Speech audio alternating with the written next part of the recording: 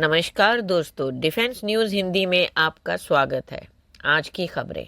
पहला, तेजस MK2 का विकास तेज।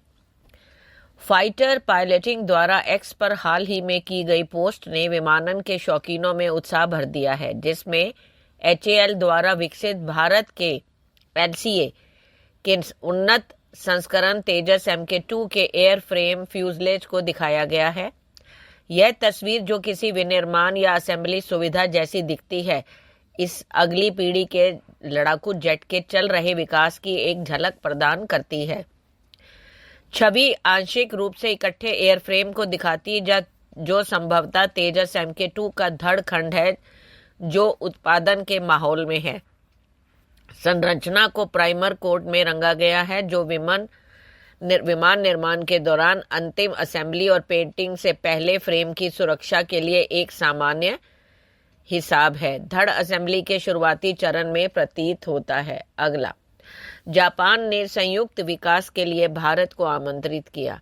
Japan सरकार ने ग्लोबल कॉम्बैट एविएशन प्रोग्राम के तहत अगली पीढ़ी के लड़ाकू जेट के संयुक्त विकास में शामिल होने के लिए भारत के साथ चर्चा शुरू की है, जो जापान, यूनाइटेड किंगडम्स और इटली के नेतृत्व में एक संयुक्त प्रयास है। एक सरकारी सूत्र के अनुसार जापान का लक्ष्य भाग लेने वाले देशों की संख्या का विस्तार करके परियोजना के पर्याप्त वित्तीय बोझ को कम करना है, जबकि भारत एक प्रमुख दक्षिण एशियाई शक्ति के साथ सुरक्षा संबंधों को मजबूत करना है। पुराने हो चुके लड़ाकू विमानों के बेड़े को बदलने के लिए उन्नत लड़ाकू जेट विमानों को डिजाइन करने और बनाने की एक त्रिपक्षीय पहल है, जिसमें अरबों डॉलर में अनुमानित विकास लागत शामिल है।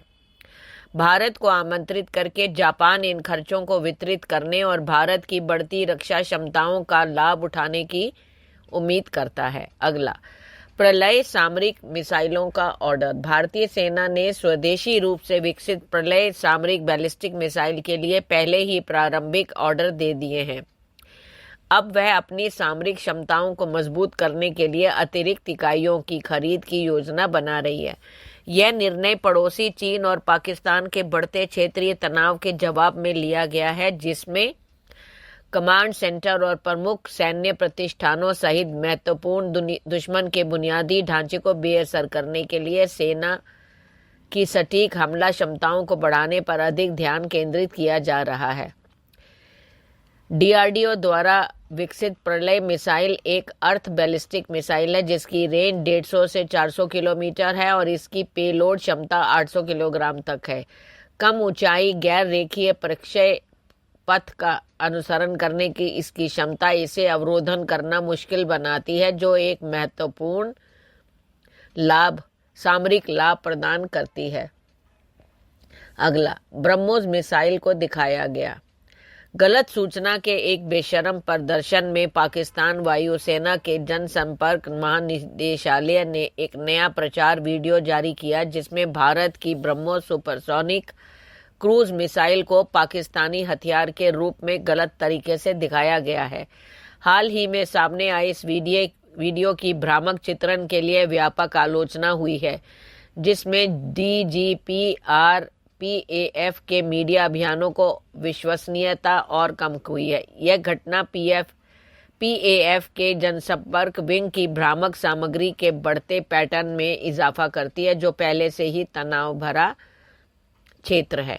अगला, असॉल्ट राइफल के विकास को बढ़ावा। भारतीय सेना का आर्मी डिजाइन ब्यूरो, जिसे 2016 में स्वदेशी रक्षा नवाचार के उत्प्रेरक के रूप में स्थापित किया गया था, तेजी से तकनीकी उन्नति के एक पावर हाउस के रूप में विकसित हो रहा है, जो भारत की आत्मनिर्भर भारत पहल के तहत आत्मनिर्भरता बढ़ाने के लिए अत्याधुनिक सैन्य उपकरणों के विकास को आगे बढ़ा रहा है।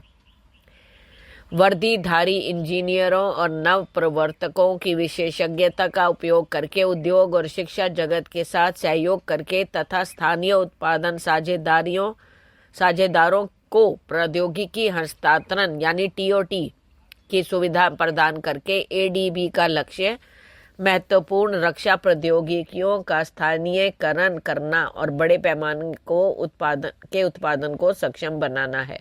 अगला, स्वायत्त रक्षा प्रौद्योगिकी का अनावरण रक्षा प्रौद्योगिकी में आत्मनिर्भरता की दिशा में एक महत्वपूर्ण कदम उठाते हुए भारत ने 23 से 25 अप्रैल तक उत्तर प्रदेश के बबीना फील्ड फायरिंग रेंज में अपनी स्वदेशी अगली पीढ़ी की स्वायत्त रक्षा प्रणालियों का प्रदर्शन किया। इस कार्यक्रम में, जिसे एक्स पर पोस्ट में हाईलाइट किया गया, भारतीय सशस्त्र बलों के आधुनिकीकरण और विविध युद्ध परिदृश्यों में परिचालन क्षमताओं को बढ़ाने के उद्देश्य से अत्याधुनिक नवाचारों को प्रदर्शित किया गया। एनआरटी द्वारा विकसित शेषनाग 150 ने भारत की मानव रहित हवाई क्षमताओं में मील का पत्थर स्थापित किया। पौराणिक नाग के नाम पर इस 150 किलोग्राम के मानव रहित हवाई वाहन यूएवी को समन्वित झुंड हमलों के माध्यम से विरोधियों पर भारी पड़ने पर ध्यान केंद्रित करते हुए आक्रामक युद्ध के लिए डिजाइन किया गया है।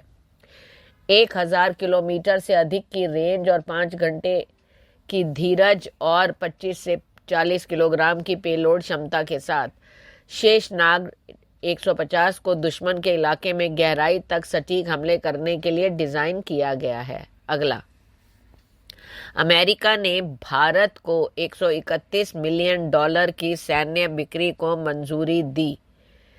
संयुक्त राज्य अमेरिका ने भारत को संभावित $131 मिलियन अमेरिकी डॉलर की विदेशी सैन्य बिक्री को मंजूरी दे दी है, जिसका उद्देश्य हिंद प्रशांत क्षेत्र में समुद्री सुरक्षा को बढ़ाना है।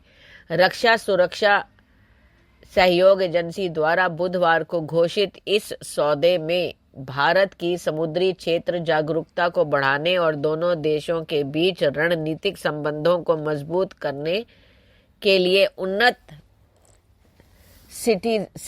सिविजन सॉफ्टवेयर प्रशिक्षण और सहायता सेवाएं शामिल हैं। एक्स पर एक पोस्ट साझा करते हुए अमेरिकी विदेश विभाग ने कहा, विदेश विभाग भारत के लिए $131 मिलियन की अनुमानित लागत पर Indo Pacific maritime domain awareness software और संबंधित उपकरण खरीदने के लिए एक विदेशी सैन्य बिक्री को अधिकृत करता है।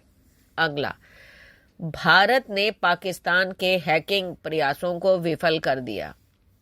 साइबर हमलों की निरंतर लहर में पाकिस्तान द्वारा प्रायोजित हैकर समूह जैसे कि साइबर ग्रुप हॉक्स 1337 और नेशनल साइबर क्रू ने कल कुछ वेबसाइट में सेंध लगाने के असफल प्रयास किए। साइबर सुरक्षा एजेंसियों द्वारा इन हैकिंग प्रयासों को तुरंत पहचान की गई और उन्हें निष्प्रभावी कर दिया गया।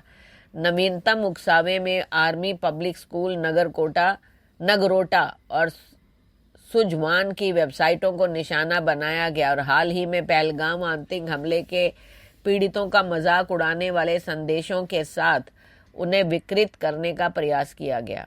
एक अन्य घटना में भूतपूर्व सैनिकों की स्वास्थ्य सेवाओं से जुड़ी एक वेबसाइट को क्षतिग्रस्त कर दिया गया, जो पाकिस्तान की बढ़ती हताशा का संकेत है। पाकिस्तान से संचालित हैकर्स द्वारा बच्चों, वृद्ध दिग्गजों और अन्य निर्देश लोगों से जुड़ी वेबसाइटों पर हमला करने के लिए बार बार प्रयास किए गए हैं। धन्यवाद।